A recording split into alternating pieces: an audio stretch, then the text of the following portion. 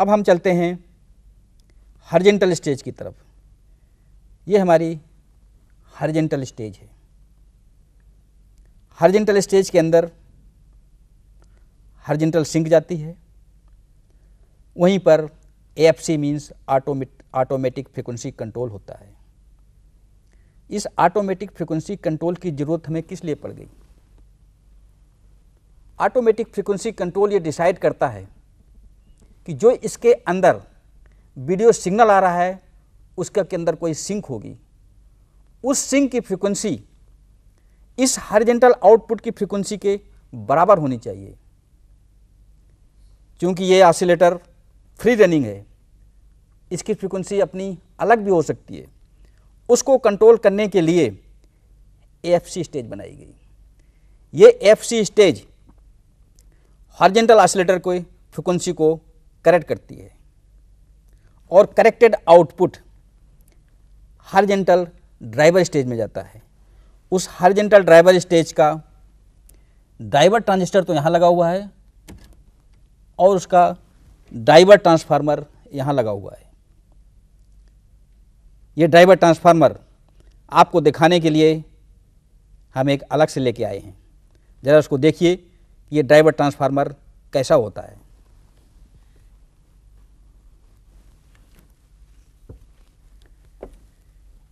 ये हमारा driver transformer है। ड्राइवर ट्रांसफार्मर का पर्पज़ है कि हॉरिजॉन्टल ऑसिलेटर का आउटपुट हॉरिजॉन्टल आउटपुट एम्पलीफायर के लिए ड्राइव तैयार करे। हॉरिजॉन्टल ड्राइवर का प्राइमरी सिग्नल जो होता है 50 वोल्ट पीक टू पीक होता है, उसको हॉरिजॉन्टल आउटपुट में 1 वोल्ट में कन्वर्ट करने के लिए स्टेप डाउन ट्रांसफार्मर लगाया गया है। ये driver transformer basically step down transformer है। प्राइमरी में बाइंडिंग ज़्यादा होती हैं, वो अंदर की तरफ होती है। सेकेंडरी में बाइंडिंग कम होती हैं, जो बाहर की तरफ होती हैं, और तार मोटा भी होता है क्योंकि 50 वोल्ट को 1 वोल्ट पीक टू पीक में कन्वर्ट करना है। इसी ड्राइवर ट्रांसफार्मर का आउटपुट हॉरिजॉन्टल एम्पलीफायर के आउटपुट स्टेज में जाता है। वो हॉरिजॉन्टल आउटपुट एम्पलीफायर स्टेज है कहाँ पर? आइए ज़रा हम पहले इस टेलीविज़न में देखें। इस टेलीविज़न में हॉरिजॉन्टल एम्पलीफायर का ट्रांजिस्टर यहाँ पर लगा हुआ है। इस हॉरिजॉन्टल एम्पलीफायर से हाई वोल्टेज पल्सेस इस LOT means line output transformer में जाती हैं। ज़रा हम इसको देखें कि जो ट्रांजिस्टर यहाँ पर लगा हुआ है ये किस तरह इसमें फिट किया जाता है।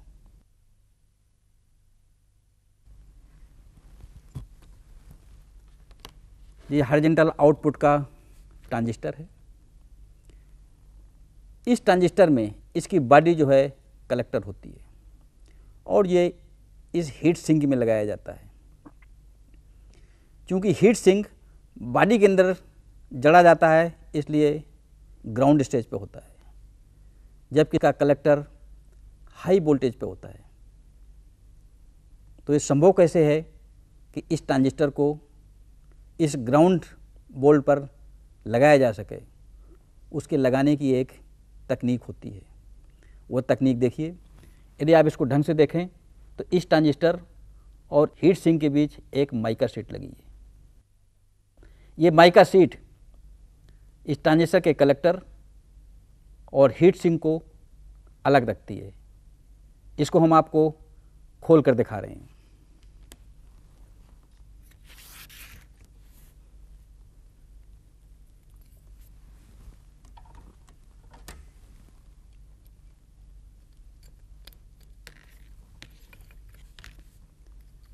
ये देखिए, हमने ट्रांजिस्टर को बाहर निकाल लिया है। इस ट्रांजिस्टर में ये इसका कलेक्टर है, ये इसका बेस है और ये इसका एमीटर है। इस कलेक्टर को इस माइका शीट द्वारा हीट सिंक से अलग रखा जाता है। चूँकि कलेक्टर में हीट पैदा होती है और उसको प्रॉपर कंडक्टिविटी बनाए रखने के लिए इस माइका शीट और इस ट्रांजिस्टर के कलेक्टर के बीच सिलिकॉन ग्रीस लगा दी जाती है, जिससे इस शीट की कंडक्टिविटी बढ़ जाती है और यहाँ पर जो हीट पैदा हुई है वही हीट सिंक के रास्ते ग्राउंड में चली जाती है। इसको फिट करने के लिए यदि आप ढंग से देखें तो ये नायलॉन बुश लगाए जाते हैं। ये नायलॉन बुश इस छेद के रास्ते इसके कलेक्टर और इस हीट सिंक मीन्स अर्थ को एक दूसरे से अलग रखते हैं। तो ये था हमारा हॉरिजॉन्टल आउटपुट ट्रांजिस्टर की फिटिंग के बारे में। यदि हम आगे बढ़े तो देखते हैं हॉरिजॉन्टल आउटपुट स्टेज का आउटपुट इस EST ट्रांसफार्मर में आता है। EST means extra high tension. Extra high tension के अंतर्गत 20,000 वोल्ट तो इस एनोड पॉइंट पर जाता है। साथ ही साथ स्कैनिंग करने के लिए स्कैनिंग पल्सेस इसी EST ट्रांसफार्मर से हॉरिजॉन्टल डिफ्लेक्शन बाइंडिंग्स में जाती हैं, जो हॉरिजॉन्टल डिफ्लेक्शन योक के अंदर ये बाइंडिंग है। चूँकि ये योक चारों तरफ से ढकी हुई है, आप इसको देख नहीं पा रहे हैं। इसको दिखाने के लिए हमने एक दूसरी योक का इंतजाम किया है। यही योक अब हम यहाँ से आपको निकाल करके इसको ज़रा ढंग से दिखाएंगे।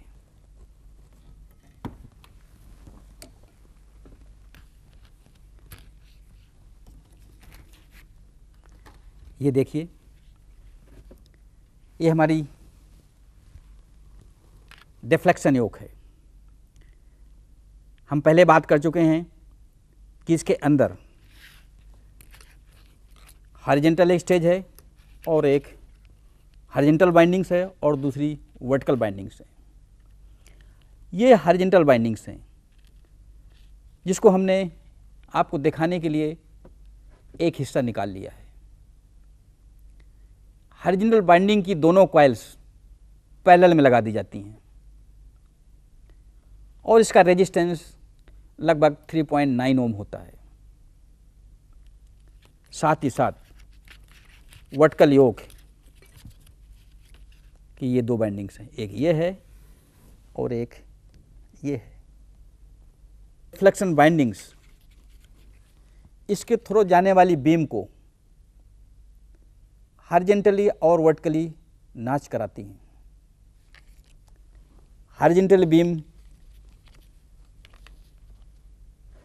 हॉरिजॉन्टल योक द्वारा, हॉरिजॉन्टल डिफ्लेक्शन योक द्वारा इस डायरेक्शन में जाती है, जबकि इसके अंतर्गत वर्टिकल डिफ्लेक्शन योक इस बीम को वर्टिकल डायरेक्शन मूव करती है।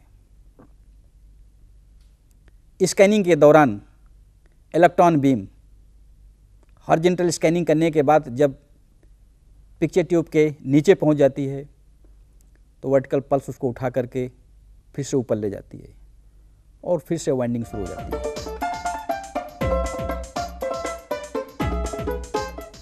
इस डिफ्लेक्शन योक में स्कैनिंग के साथ साथ जो स्कैनिंग से रास्टर बनता है उसको करेक्ट करने के लिए मैग्नेट्स भी होते हैं।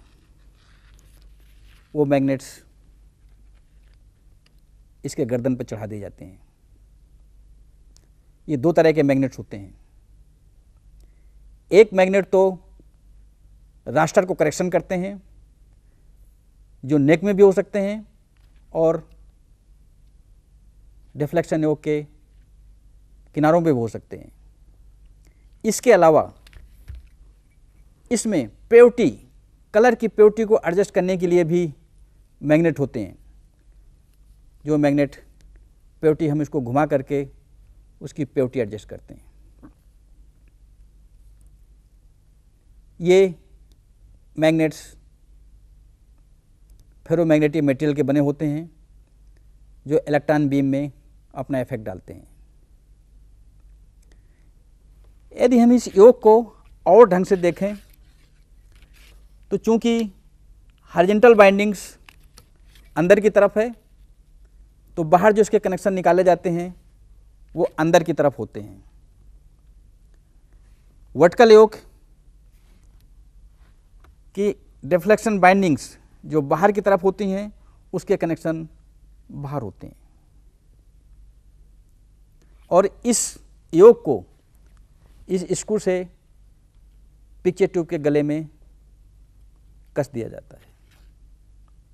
तो ये हमारा डिफ्लेक्शन योग के बारे में था। इस डिफ्लेक्शन योग में जो सिग्नल आता है एक वर्टिकल स्टेज से आता है, दूसरा horizontal stage means EST transformer से आता है। इस ईएसटी ट्रांसफार्मर की हम जरा और आगे अध्ययन करें। इसी ईएसटी ट्रांसफार्मर को जो यहाँ ढंग से नहीं देखा जा सकता है, हमने एक दूसरे ईएसटी ट्रांसफार्मर का प्रबंध किया है।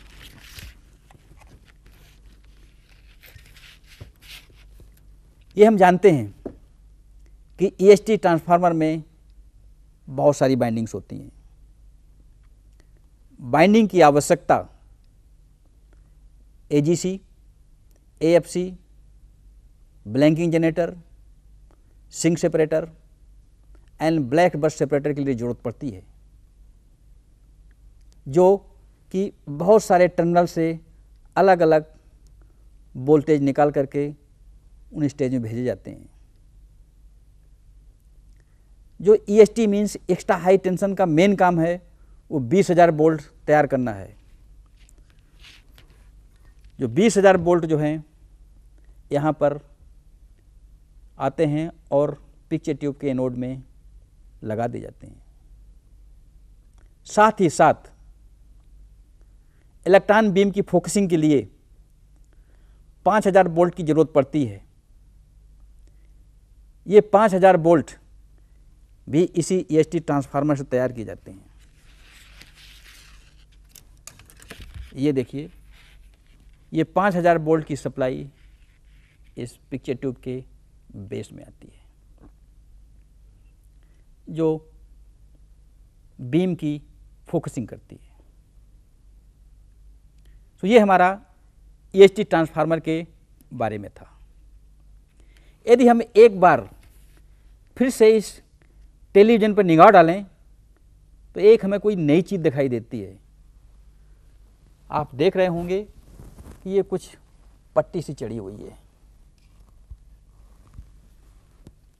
ये पट्टी नहीं है, इसके अंदर कॉपर कॉइल है और जिसका नाम है डिगाजिंग कॉइल। आप सोचते होंगे ये डिगाजिंग कॉइल क्या चीज़ है। चूंकि अर्थ मैग्नेटिक फील्ड होता है और पिक्चर ट्यूब के अंदर हमारे मैग्नेटिक मटेरियल लगे हुए हैं, यह earth magnetic field picture tube को मैग्नेटाइज कर सकती है। यदि पिक्चर ट्यूब मैग्नेटाइज हो जाएगी तो उस पर जाने वाली इलेक्ट्रॉन बीम भी इफेक्ट होगी। उस इलेक्ट्रॉन बीम के डिफ्लेक्शन की वजह से एक तो रास्टर बनता है, साथ ही साथ कलर पिक्चर ट्यूब में ये इलेक्ट्रॉन बीम अपने कलर को करेक्ट पोजीशन पर स्ट्राइक करती है। इस मैग्नेटिक फील्ड की वजह से इलेक्ट्रॉन बीम कलर डॉट्स पर सही नहीं जाएगी और कलर गलत हो सकते हैं। इस चीज़ को करेक्ट करने के लिए डिगाजिंग कॉइल लगाई गई। डिगाजिंग कॉइल का मेन पर्पज है कि मैग्नेटाइजेशन को खत्म करना। इस कॉइल की जगह हम इस टेलीविज़न से ये डिगाजिंग कॉइल निकाली आपके लिए।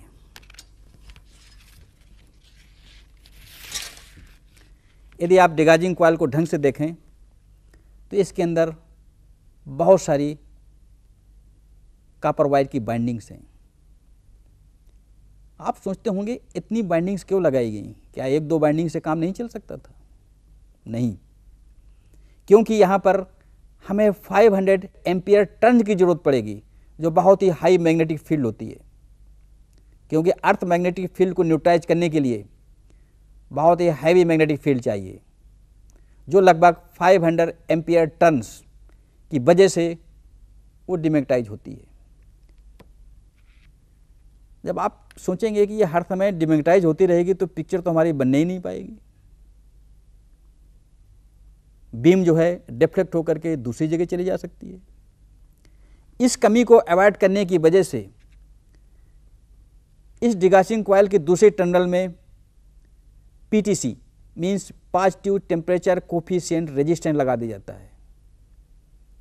इस पॉजिटिव टेम्परेचर कोफिशिएंट की रेजिस्टेंस की खासियत होती है कि जैसे ही करंट बहती है इसमें हीट पैदा होती है और हीट की वजह से इसका रेजिस्टेंस बढ़ जाता है। रेजिस्टेंस बढ़ जाने की वजह से इसमें करंट कम हो जाती है और धीरे धीरे इस डिगार्जिंग कॉइल के थ्रू जाने वाली करंट ख़त्म हो जाती है। कहने का मतलब ये है कि एक बार डिगार्जिंग होने के बाद मैग्नेटिक फील्ड का इफेक्ट इस कॉइल के थ्रू ख़त्म हो जाता है।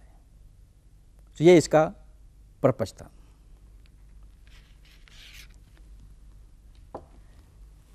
जो टीवी का मेन आउटपुट होता है या तो स्पीकर से निकलता है या पिक्चर ट्यूब से निकलता है।